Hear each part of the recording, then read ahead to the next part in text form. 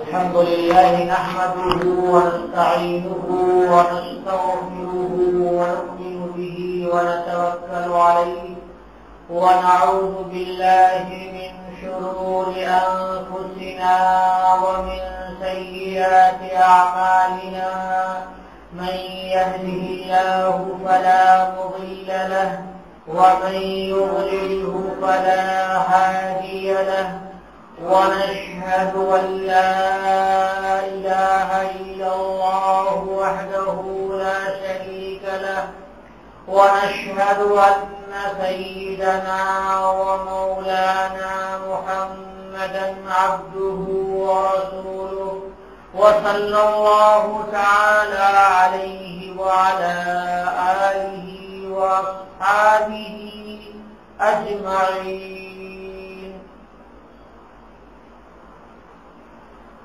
قال رسول الله صلى الله عليه وسلم: الراحمون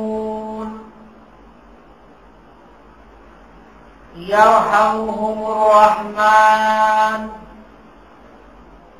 ارحموا من في الأرض يرحمكم من في السماء.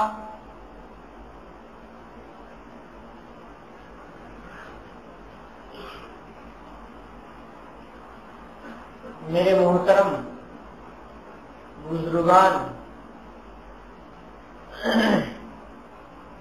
اور نوجوان دوستوں اور بچوں، ابھی میں نے نبی کریم جناب محمد رسول اللہ صلی اللہ علیہ وسلم کی وہ حدیث شریف پڑھی ہے جو محدثین اپنے شاگردوں کو شروع میں پڑھ کر کے سناتے ہیں اور سند عنایت فرماتے ہیں. یہ حدیث مسلسل بالاولیت کہلاتی ہے، یعنی اول میں شروع میں ہی محدثین نے اس حدیث کے بیان کرنے کا ایک رواج رکھا ہے، اور اس حدیث شریف میں ایک پیغام ہے. پیغام کیا ہے؟ اردو میں حضرت مفتی کفایت اللہ صاحب رحمۃ اللہ علیہ نے بہت شاندار اس کا ترجمہ کیا ہے. اس کا پیغام ہے: زمین والوں پر رحم کرو، آسمان والا تم پر رحم کرے گا.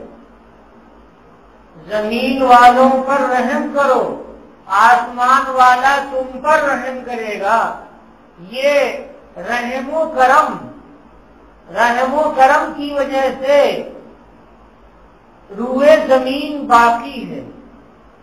اگر رحم و کرم نہ ہو، اللہ تبارک و تعالیٰ کا رحم نہ ہو، اللہ تعالیٰ کا کرم نہ ہو، اللہ کا فضل نہ ہو، اللہ کی عنایت اور توجہ نہ ہو، اللہ کی درگزر نہ ہو، تو انسان اتنے گناہ کرتے ہیں کہ فوراً کا فوراً انسانوں پر اللہ تبارک و تعالیٰ کی طرف سے عذاب نازل ہو جاتا.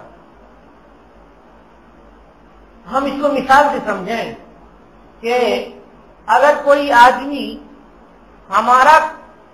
ہمارے پاس رہتا ہے، ہمارا خادم ہے، خدمت کرتا ہے، اور ہم اس کو پیسے دیتے ہیں اور بہت زیادہ پیسے عنایت کرتے ہیں کہ جاؤ تم آرام سے عیش کر کے رہو.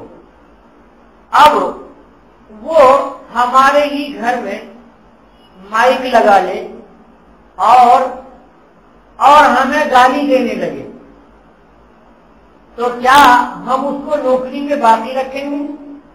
کیا اس کو ہم اتنا پیسہ دیں گے کہ وہ عیش کی زندگی گزارے؟ ایسا ہرگز نہیں ہو سکتا ہے. ہم تو اسی دن نوکری سے برخاست کر دیں گے اور کہیں گے کہ ہمارے گھر سے ابھی نکل جا، 1 منٹ سے پہلے نکل جا، ہمارے گھر میں تمہاری کوئی گنجائش نہیں ہے. اسی برتن میں کھایا اور اسی برتن میں سوراخ کر دیا، یہ ہم کہیں گے. لیکن اللہ تبارک و تعالیٰ کی ذات عالی صفات کو دیکھیے کہ اللہ کتنے اچھے ہیں، اللہ تعالیٰ کتنے اچھے ہیں، کتنے حلم اور برداشت والے ہیں، کتنے بردبار ہیں اللہ تبارک و تعالیٰ کہ یہ کائنات اللہ تعالیٰ کی بنائی ہوئی ہے۔ اللہ تعالیٰ کی بنائی ہوئی کائنات میں انسان سانس لیتا ہے، آکسیجن لیتا ہے، یہ اللہ تبارک و تعالیٰ کی طرف سے عنایت ہے۔ انسان کھاتا ہے، اپنی من پسند چیزوں کو کھاتا ہے، یہ بھی اللہ تبارک و تعالیٰ کی عنایت ہے۔ انسان نرم بستر پر سوتا ہے، تکیہ لگا کر کے آرام کرتا ہے، یہ اللہ تبارک و تعالیٰ کی عنایت ہے۔ اچھے کپڑے پہنتا ہے، یہ اللہ کی عنایت ہے۔ آرام و سکون کا گھر بنا کر کے رہتا ہے، یہ اللہ کی عنایت ہے۔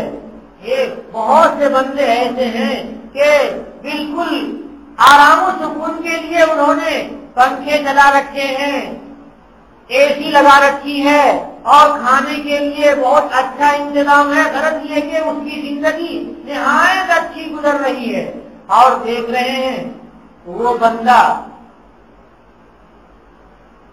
اللہ کے خلاف، اللہ کی مخالفت میں گھر بنا لیا ہے اللہ کی زمین میں، اور اس میں مائک لگا لیا ہے، اور کھاتا ہے اللہ کی اور گاتا ہے غیر اللہ کی، کھاتا ہے اللہ کی اور گاتا ہے غیر اللہ کی۔ غیروں میں دیکھتے ہیں وہ رام کی گاتے ہیں، کوئی سیتا کی گا رہا ہے، کوئی لکشمن کی گا رہا ہے، کوئی سورج کی پوجا کر رہا ہے اور اس کی گا رہا ہے، مائک لگا لگا کر کے چلا رہے ہیں کہ ہارے رام اور ہارے کرشنا، یہ چلا رہے ہیں۔ اور اللہ تبارک و تعالیٰ سننے والے ہیں، لطیف ترین باریک ترین آواز کو اللہ تعالیٰ سننے والے ہیں، اور پھر بھی اللہ تعالیٰ کچھ نہیں کہہ رہے ہیں۔ کھا رہا ہے اللہ تبارک و تعالیٰ کی ساری نعمتیں اللہ تعالیٰ نے عظیم زمین پر پھیلا دی ہیں، اس کے باوجود انسان گا رہا ہے کسی اور کی۔ یہ دیکھیے کیا ہے، اللہ تعالیٰ کو برداشت کتنا ہے، کتنا حلم ہے، کتنے رحیم ہے اللہ تبارک و تعالیٰ۔ مفسرین نے لکھا ہے کہ بسم اللہ الرحمن الرحیم میں اللہ کی رحمت کے دو لفظ ہیں، رحمان اور رحیم۔ آپ غور کیجیے گا، آپ کو بھی سمجھ میں آئے گا اور مدرسے کے بچوں کو بھی سمجھ میں آئے گا۔ رحمان میں کتنے حروف ہیں؟ دیکھیے، را، ہا، میم، الف، نون۔ رحمان میں کتنے حروف ہیں؟ 5 حروف ہیں۔ اور رحیم میں کتنے حروف ہیں؟ را، ہا، یا، میم۔ کتنے حروف ہیں؟ 4 حروف ہیں۔ مفسرین کہتے ہیں کہ اللہ کے لفظ رحمان میں اللہ کی رحمت عامہ کو بیان کیا گیا ہے، وہ اس رحمت کو بیان کیا گیا ہے جس رحمت کی کوئی انتہا نہیں ہے۔ وہ دنیا میں اللہ تعالیٰ کی رحمت پھیلی ہوئی ہے کہ جو اطاعت گزار فرما بردار ہے وہ بھی کھا رہا ہے، رہ رہا ہے، جی رہا ہے، اور جو سراپر نافرمان ہے وہ بھی کھا رہا ہے، رہ رہا ہے، جی رہا ہے، عیش کر رہا ہے، اور ہر وقت اللہ کے خلاف وہ بولتا رہتا ہے۔ اس کی تسبیحیں اللہ کی نہیں ہیں، ان کی زبانیں اللہ کی عبادت نہیں کر رہی ہیں، وہ سجدہ اللہ کو نہیں کر رہا ہے، وہ صدقہ اللہ کو نہیں دے رہا ہے۔ غرض یہ کہ اس کا ہر عمل اللہ تبارک و تعالیٰ کے خلاف ہے، پھر بھی اللہ کھلا رہے ہیں۔ مفسرین نے لکھا ہے کہ اللہ کی رحمت عامہ اس دنیا پر ہے کہ اللہ نے فرما برداروں کے لیے بھی جینے کے سامان کو آسان کر دیا ہے اور اپنی رحمت کو پھیلا دیا ہے، اور نافرمانوں کو بھی اللہ نے اپنی رحمت کی چادر میں لے لیا ہے۔ لیکن جنت میں اللہ تبارک و تعالیٰ صرف مومنین پر رحم فرمائیں گے، مومنین کو عیش و آرام کی چیزیں دیں گے، مومنین کے لیے باغات ہوں گے، مومنین کے لیے فروٹس ہوں گے، مومنین کے لیے بستر اور تکیے ہوں گے، مومنین کے لیے آرام اور راحت کی چیزیں ہوں گی۔ غیر مومن کے لیے اللہ تبارک و تعالیٰ کی رحمت وہاں پر نہیں ہوگی۔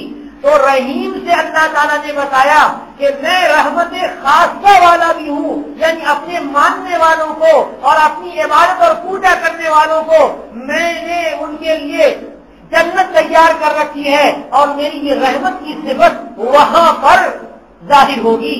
رحیم کی صفت اللہ کی قیامت کے دن ظاہر ہوگی، اور انہیں زمین پر دنیا میں کون سی صفت اللہ کی ظاہر ہے؟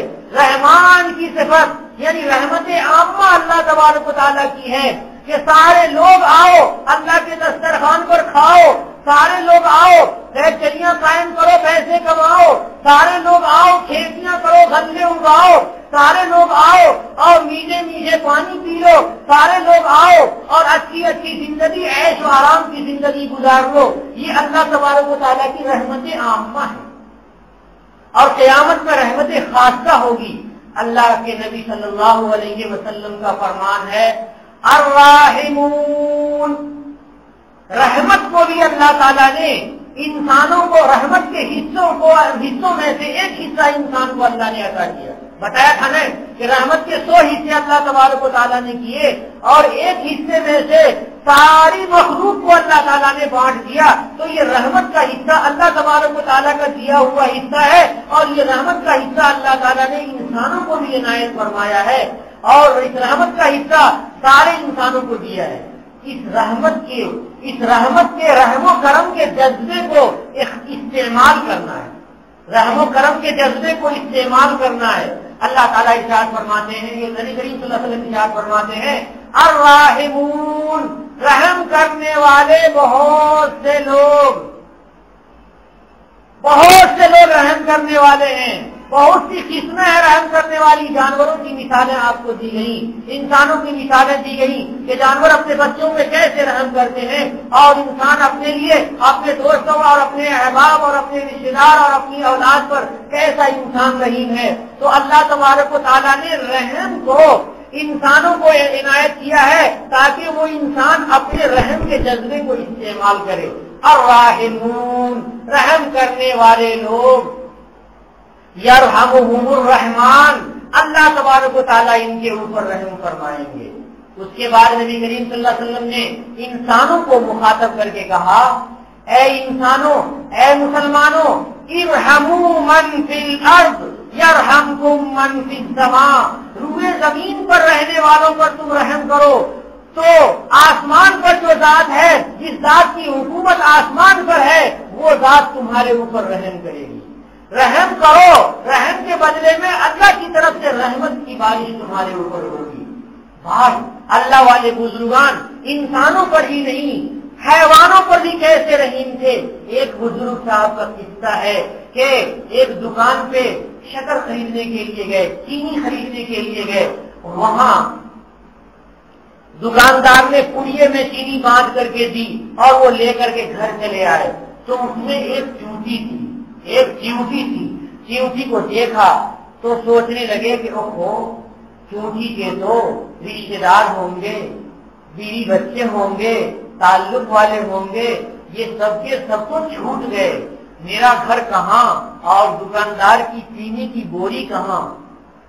اگر میں یہیں پر اس کو ہٹا دوں گا تو یہ رشتے دار سے ہمیشہ کے لیے بچھڑ جائے گی۔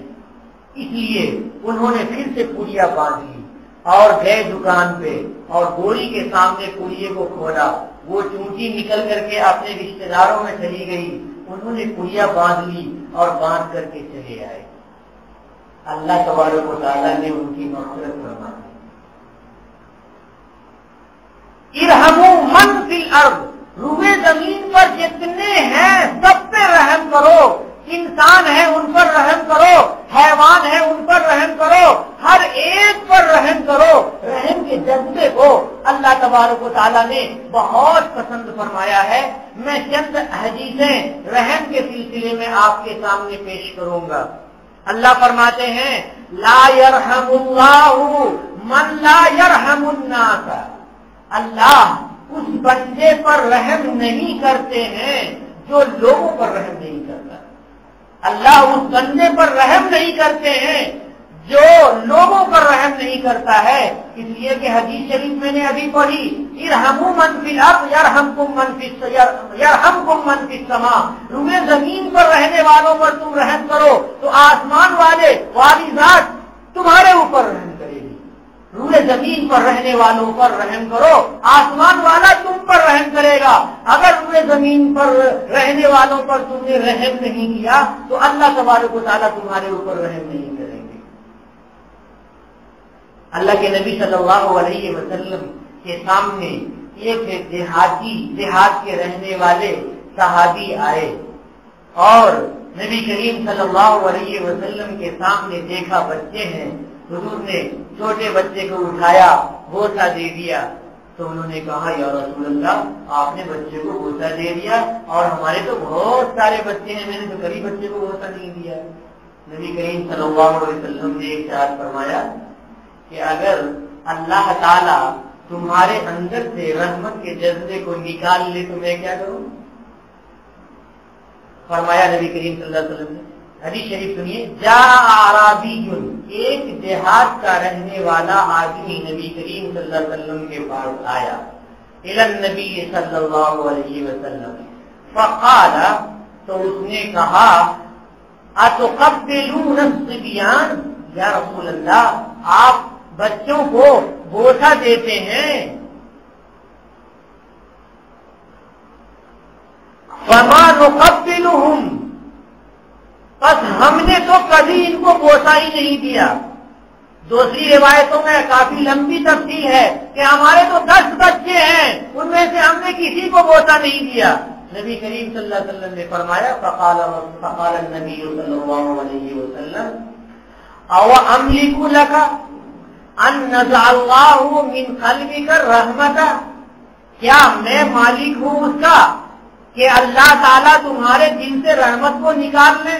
اللہ رحمت کو تمہارے دل سے اگر نکال لیے تو اس کو میں لا کر کے دوں گا۔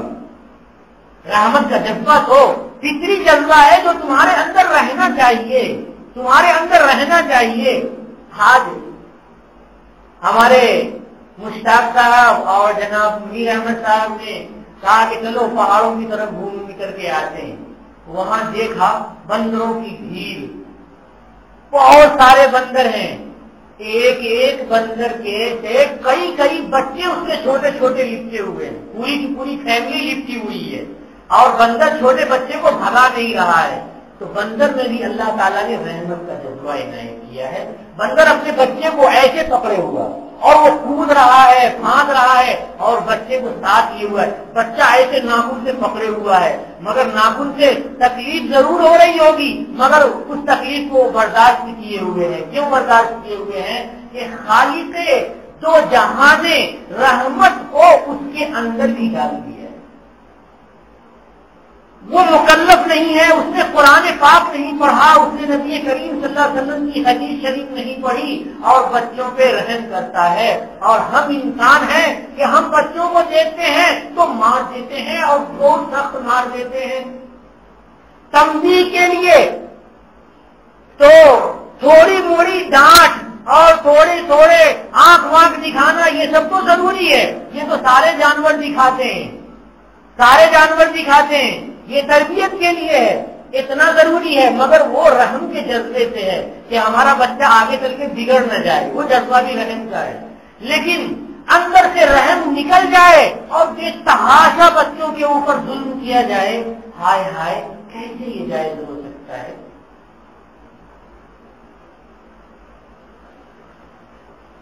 ایک مانگنے والی بھکارن حضرت عائشہ صدیقہ رضی اللہ تعالیٰ عنہ کے پاس آئی تو گھر میں اتفاق سے کچھ نہیں تھا، جو رہتا تھا سارا صدقہ ہو جاتا تھا، جو مال آتا تھا صدقہ ہو جاتا تھا، کچھ نہیں تھا۔ تو حضرت عائشہ نے گھر میں تلاشا تو صرف ایک کھجور ملی۔ کتنی؟ 1 عدد کھجور ملی۔ تو حضرت عائشہ نے اٹھایا اور اٹھا کر کے اس کو جا کر کے دیا۔ اس کے ساتھ 2 بچیاں تھیں، 2 بیٹیاں تھیں. اس نے لے لیا اور لے کر کے اس کو توڑا، دو حصے میں تقسیم کیا. ایک اس بیٹی کو کھلا دیا، ایک اس بیٹی کو کھلا دیا، اور خود کچھ نہیں کھایا اور انہیں دی گئی. نبی کریم صلی اللہ علیہ وسلم جب تشریف لائے تو حضرت عائشہ صدیقہ رضی اللہ تعالی عنہا نے آپ صلی اللہ علیہ وسلم سے ذکر فرمایا تو حضور اکرم صلی اللہ علیہ وسلم نے ارشاد فرمایا کہ یہ بچیاں اس عورت کے لیے جہنم کی آگ سے آگ بن جائے گی، جہنم میں جانے نہیں دے گی. پوری حدیث شریف پڑھتا ہوں. عن عائشہ رضی اللہ تعالی عنہا انہا قالت جاءتنی امرأۃ ومعها بنتان. میرے پاس ایک لیڈی آئی اور اس کے ساتھ 2 لڑکیاں تھیں، 2 بیٹیاں تھیں. لہا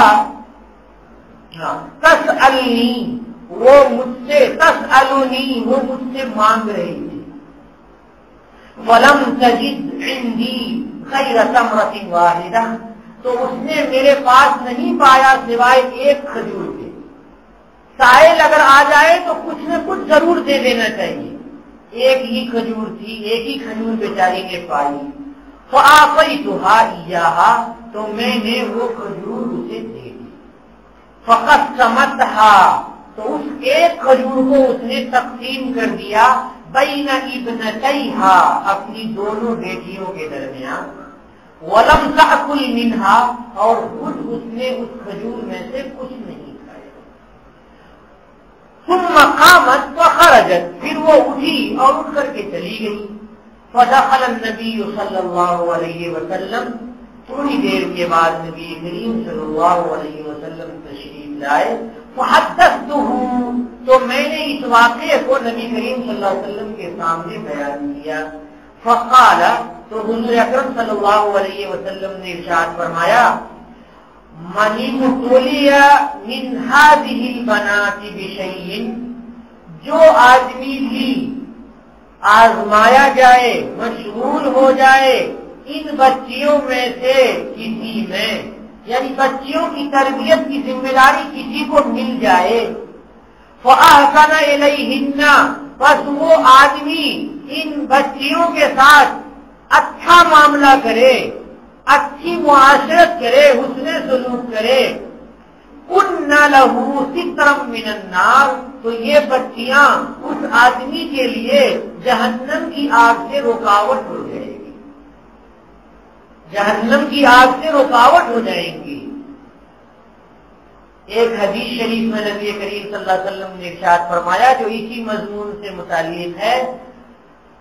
یہ ساری روایتیں جو میں سنا رہا ہوں آپ کہیں گے پتہ نہیں کون سی کتاب سے سنا رہے ہو، یہ بخاری مسلم کی روایتیں سنا رہا ہوں آپ لوگوں کو. فرمایا ایک اگلی روایت ہے، حضور اکرم صلی اللہ علیہ وسلم نے ارشاد فرمایا من عال جاریتین حتی تبلغا، جس آدمی نے پرورش کی 2 بیٹیوں کی، 2 بچیوں کی، چاہے وہ بیٹی ہو چاہے وہ بیٹی نہ ہو، 2 بچیوں کی، جاریتن کے معنی بچی، 2 بچیوں کی. حتی تبلغا، یہاں تک کہ وہ سن بلوغ کو پہنچ گئی، شادی کی عمر کو پہنچ گئی. جاء یوم القیامت انا وہو ہکذا، وہ آدمی قیامت کے دن آئے گا اس حال میں کہ میں اور وہ ایسے رہیں گے. کیسے رہیں گے؟ ان دونوں انگلیوں کے بیچ میں کوئی انگلی ہے نہیں، یعنی حضور اکرم صلی اللہ علیہ وسلم کا قرب حاصل ہوگا. یہاں کوئی آدمی یہ تصور کر سکتا ہے کہ حضور کے برابر ہو گیا؟ وہ نہیں، حضور کے برابر نہیں ہو سکتا ہے، کیونکہ بخاری شریف کی روایت میں ایک اضافہ ہے کہ اشارت السبابہ، حضور اکرم صلی اللہ علیہ وسلم نے بالسبابۃ والوسطی، اس انگلی سے اور اس انگلی سے، بیچ کی انگلی اور سبابہ یہ والی انگلی سے اشارہ کرتے ہیں نا، شہادت کی انگلی کہتے ہیں، یہ سبابہ کہلاتی، یہ انگلی اور یہ انگلی دونوں سے اشارہ کیا نبی کریم صلی اللہ علیہ وسلم نے، وَفَرَّجَ بَيْنَهُمَا شَيْئًا، اور دونوں کے درمیان حضور نے تھوڑا فاصلہ رکھا، بالکل ایسے کر کے اشارہ نہیں کیا، تھوڑا فاصلہ رکھا۔ اس کا مطلب یہ ہے کہ نبی کریم صلی اللہ علیہ وسلم کے برابر نہیں ہو سکتا ہے، نبی کریم صلی اللہ علیہ وسلم سے نہایت درجہ قرب جنت میں حاصل ہو جائے گا اس بندے کو جس بندے نے 2 بچی کی پرورش کی۔ کیسی پرورش کی؟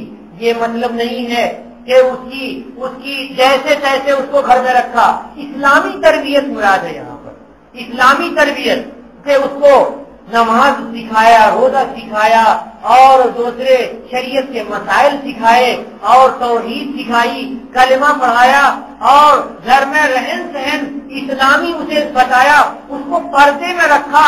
جیسے ہیرے جواہرات اور سونے چاندی ہم گھر کے اندر رکھتے ہیں، باہر نہیں رکھتے ہیں کہ خطرہ ہے لوگوں کے لے جانے کا، تو سونے اور چاندی سے زیادہ قیمتی ہماری بہو بیٹیاں ہیں، سونے اور چاندی ہیرے جواہرات سے زیادہ قیمتی ہیں، تو اس کو اس طرح سے حفاظت سے رکھا اور اس حالت میں وہ بلوغت کی حد تک پہنچی تو اللہ کے نبی صلی اللہ علیہ وسلم سے قیامت کے دن اسے قرب حاصل ہوگا۔ جو آدمی سخت دل ہو تو اس کا کیا انجام ہے؟ سخت دل اگر ہے تو گویا کہ اس آدمی کے اندر خیر ہی نہیں ہے۔ نرم دلی تو بہت اچھی چیز ہے اور سخت دلی بہت بری چیز ہے۔ نبی کریم صلی اللہ علیہ وسلم نے ارشاد فرمایا، من یحرم الرفق یحرم الخیر، کہ جو آدمی نرمی سے محروم کر دیا گیا تو وہ آدمی خیر سے محروم کر دیا گیا۔ جو آدمی نرم دلی سے محروم کر دیا گیا تو وہ آدمی خیر سے محروم کر دیا گیا۔ ایک حدیث شریف میں ہے، مسلم شریف کی روایت ہے، ان اللہ رفیق یحب الرفق، اللہ تبارک و تعالی نرم ہے اور نرمی کو پسند فرماتے ہیں، اس لیے وہ بندہ جو روئے زمین پر نرم دل ہے، نرم مزاج ہے، نرم معاملہ ہے، تو اللہ تبارک و تعالی اسے پسند فرماتے ہیں۔ یوتی علی الرفق مالا یوتی علی العنف، اللہ تبارک و تعالی عنایت فرماتے ہیں نرمی پر اتنی نعمت ہے جتنی نعمت ہے سختی پر عنایت نہیں فرماتے۔ دل اگر سخت ہے تو اتنی نعمت نہیں ملے گی، معاملہ اگر سخت ہے تو اتنی نعمت نہیں ملے گی جتنی نعمت اللہ تبارک و تعالی نرمی پہ عنایت فرماتے ہیں۔ ایک صحابی تشریف لا رہے تھے، نبی کریم صلی اللہ علیہ وسلم نے اپنے پاس بیٹھے ہوئے صحابہ کرام سے کہا کہ وہ دیکھ رہے ہو جو آ رہا ہے وہ جنتی، وہ جو دیکھ رہے ہو آ رہا ہے وہ جنتی۔ اب صحابہ کرام توبہ میں لگ گئے کہ اس کے جنتی ہونے کی بشارت نبی کریم صلی اللہ علیہ وسلم کی زبان سے کیسے حاصل ہوئی۔ تو ایک صحابی ان کے پاس گئے، ان کے معمولات کو دیکھا تو دیکھا کہ بہت لمبے چوڑے معمولات نہیں ہیں۔ وہ عشاء کی نماز پڑھا اور سو گیا، پھر معمول کے مطابق صحابہ تہجد ضرور پڑھتے تھے تو اٹھا اور تہجد کی نماز ادا کی اور پھر اپنے معمول میں فجر کی نماز میں آ گئے، کوئی ایسی چیز دیکھی نہیں۔ تو انہوں نے پوچھا کہ بھائی یہ بتاؤ کہ تمہارے اندر کون سی صفت ہے؟ تو اس نے کہا کہ کوئی ایسی چیز تو نہیں ہے، جیسے لوگوں میں ہے ویسے ہی ہے۔ تو پھر حدیث شریف میں ہے کہ نبی کریم صلی اللہ علیہ وسلم نے ارشاد فرمایا کہ یہ تاجر ہے، خریدتا ہے اور بیچتا ہے اور نرمی کا معاملہ کرتا ہے۔ سہل اذا اشترى وسہل اذا باع، جب وہ خریدتا ہے تو نرمی کا معاملہ کرتا ہے، زیادہ ایک پیج حجت بازی میں نہیں پڑتا ہے وہ قیمت گھٹانے میں، اور جب وہ بیچتا ہے تو بھی نرمی کا معاملہ کرتا ہے، کہ کہیں زیادہ نفع آیا تب بھی دے دیا، تھوڑا کم بھی آیا تب بھی دے دیا۔ تو اس نرم معاملے کی، نرم معاملگی کی وجہ سے اللہ کے نبی صلی اللہ علیہ وسلم نے اس اپنے صحابی کو جنت کی بشارت دی۔ تو اگر ہم ان صحابہ کے طریقے پر چلیں گے اور نرم معاملہ کریں گے تو ہمیں بھی اللہ تبارک و تعالیٰ سے جنت کی امید رکھنی چاہیے۔ ایک حدیث شریف سناؤں گا اور سنا کر کے میں مضمون پورا کروں گا۔ اس حدیث شریف میں نبی کریم صلی اللہ علیہ وسلم نے مفلس کو بتایا ہے کہ مفلس کون ہے۔ آپ برابر سنتے ہیں مگر آج عہد کر لیجئے کہ عمل کرنے کی نیت سے سنیں گے۔ حدیث شریف میں نبی کریم صلی اللہ علیہ وسلم نے ارشاد فرمایا، صحابہ سے پوچھا مل مفلس، مفلس کون ہے؟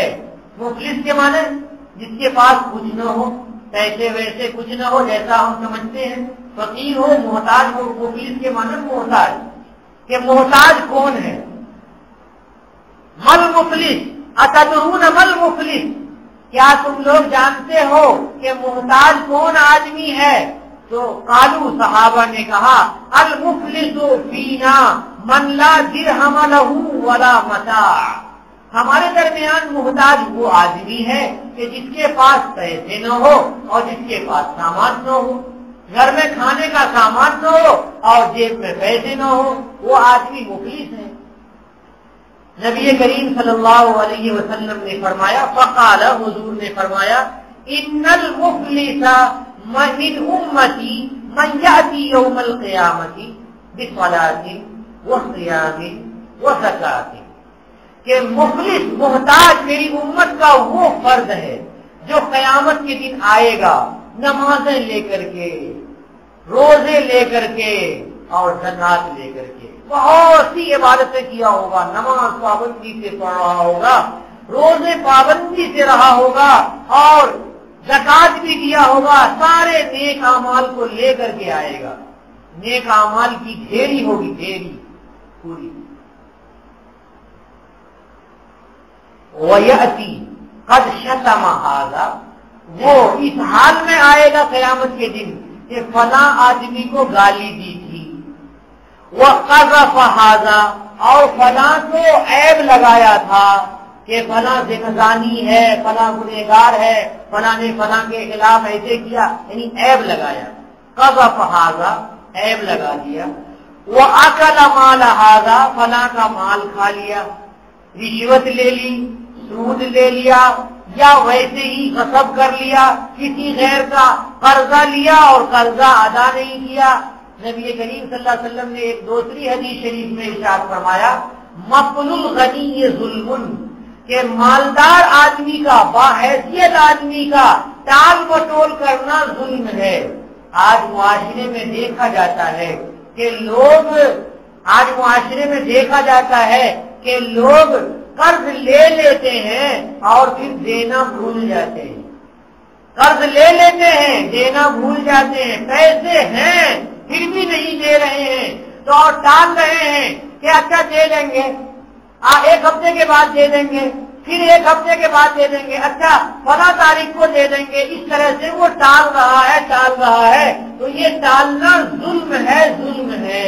اور اگر اسی ٹالتے ٹالتے موت آ گئی تو اب تو چلا گیا، معاملہ ہاتھ سے ختم ہو گیا، اب تو قیامت کے دن دینا پڑے گا۔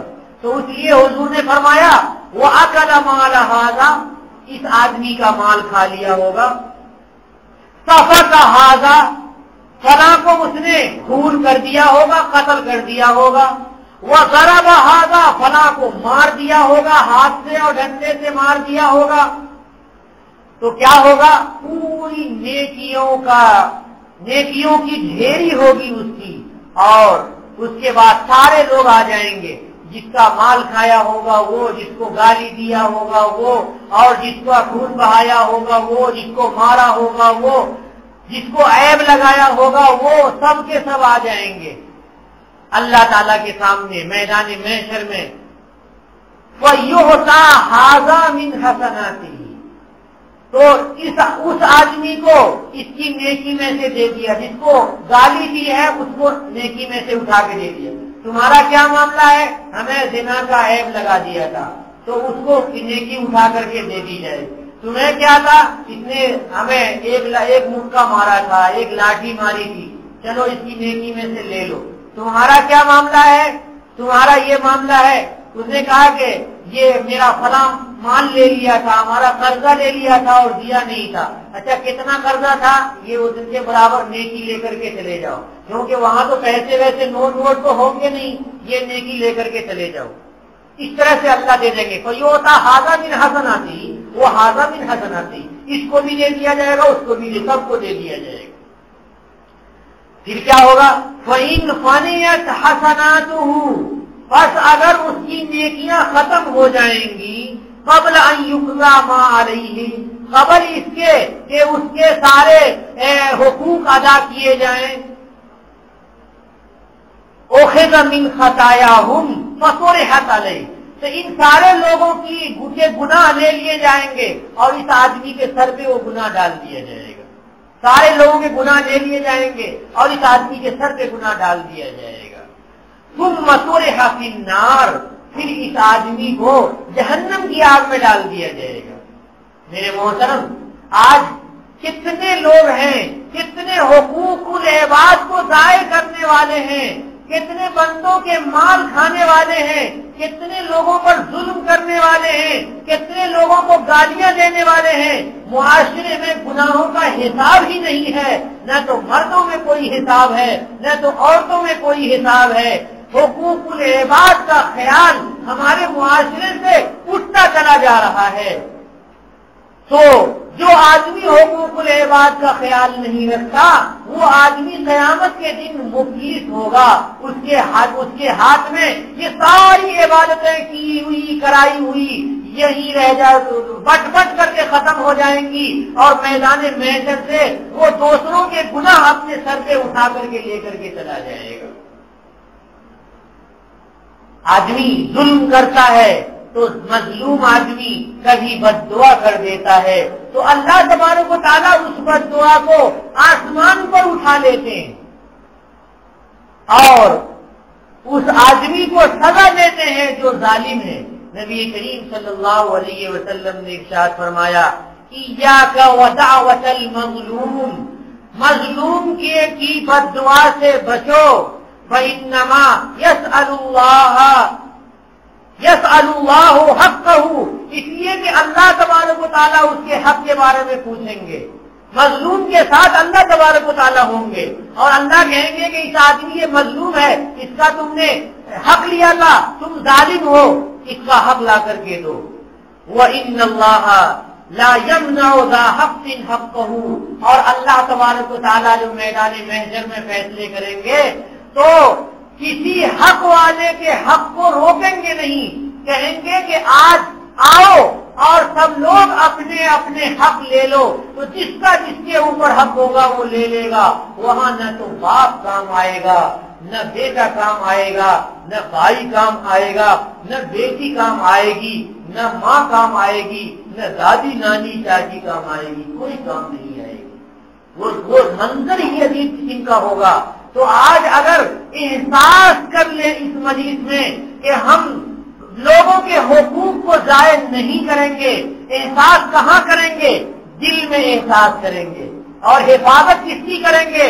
اپنے ہاتھ پیر کی حفاظت کریں گے، اور سب سے زیادہ زبان کی حفاظت کریں گے، کیونکہ زبان سے بہت سے لوگوں کو تکلیف ہو جاتی ہے، اور دل میں بہت سارے گناہ کے جذبات آ جاتے ہیں۔ تو دل اور زبان یہ دو اچھی چیز بھی ہیں اور یہ دونوں بری چیز بھی ہیں۔ آج میں ایک کتاب دیکھ رہا تھا تو حضرت لقمان حکیم رحمت اللہ علیہ کا ایک ملفوظ دیکھا بہت شاندار، کہ وہ حبشی غلام تھے ایک بادشاہ کے یہاں، تو بادشاہ نے ان کو کہا جاؤ بکری ذبح کرو، اور بکری ذبح کر کے ان میں سے 2 اچھی بوٹی لے کر کے آؤ، کھانا ہے، 2 اچھی بوٹی لے کر کے آؤ۔ تو وہ گئے، بکری ذبح کی اور زبان نکال کاٹ کر کے اور دل نکال کر کے، یہ دو بہت اچھے گوشت ہیں، یہ لیجئے۔ تھوڑے دن کے بعد حضرت لقمان علیہ السلام کو، حضرت لقمان علیہ السلام زبان پر ہے کیونکہ نبی ہونے کی بھی روایت ہے اور نیک اور صالح ولی ہونے کی بھی روایت ہے، تو ولی والی روایت راجے ہے، تو میں چاہتا ہوں کہ علیہ السلام نام کے ساتھ بولنے کے بجائے رحمت اللہ علیہ بولوں، مگر وہ زبان پہ چڑھا ہوا ہے، علیہ السلام آ جاتا۔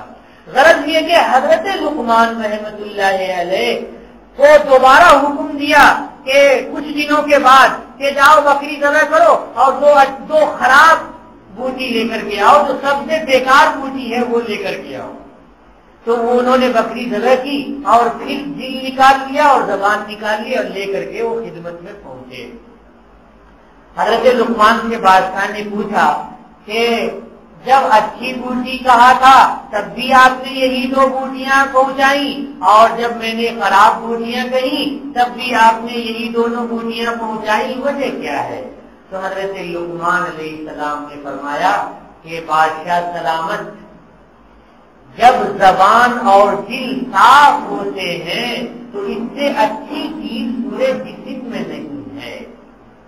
جب زبان اور دل صاف ہوتے ہیں تو اس سے اچھا گوشت جسم میں نہیں ہے، اور جب زبان اور دل دونوں خراب ہو جاتے ہیں، پلید ہو جاتے ہیں، تو ان دونوں سے خراب چیز پورے جسم میں نہیں ہے، ان دونوں سے خراب بوٹی پورے جسم میں نہیں ہے۔ میرے دوستو، آؤ اپنے دل کا خیال کرو، اپنے دل میں اللہ تبارک و تعالیٰ کا نور داخل کرو، اپنے دل میں جو معصیت ہے ان معصیت کو نکال دو، اور اپنی زبان کو گناہوں سے پاک کر لو، گالیوں سے اور حق تلفیوں سے، کسی کو تکلیف پہنچانے سے پاک کر لو۔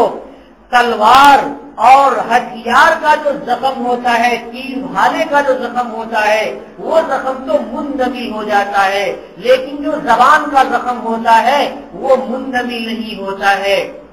ایک شاعر نے کہا ہے، جراحات السنان لہل سیام، کہ تیر اور تلوار کے زخم تو بھر جاتے ہیں، جراحات السنان لہل سیام ولا یلتام ما جرح اللسان، لیکن جس کو زبان زخمی کر دے وہ بھرتا نہیں ہے، زبان کا زخم بھرتا نہیں ہے۔ اس لیے اگر زبان سے کسی کو تکلیف پہنچ جائے تو معافی مانگ لینی چاہیے۔ اللہ تبارک و تعالی ہمیں دل کو صحیح سلامت رکھنے کی، نورانی بنانے کی توفیق عطا فرمائے۔ ہماری زبان کو اللہ تبارک و تعالی سچی بنائے، صاف بنائے اور گندگیوں سے دور رکھیں۔